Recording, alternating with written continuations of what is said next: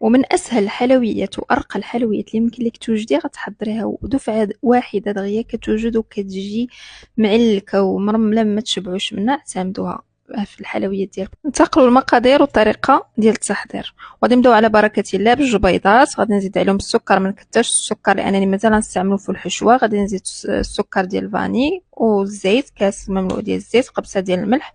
غادي نخلط مزيان مزيان ونزيد واحد نص كاس ديال اللوز اللي مطحون بالقشره ديالو، يمكن لكم تستغناو عليه الا ما بغيتوش ديروه. غادي نزيد واحد المعلقه كبيره ديال النشا والدقيق اللي ضروري ما نغربلو كيس ديال الخميره ديال الحلوه. غادي نجمع غير بلا ماغيز ولا باطراف الاصابع. العجينه بحال صابلي ما خصهاش تدلك باش ما تجيناش يابسه. كنجمع بحال هكا وكنقسم العجينه على جوج ديال الكويرات.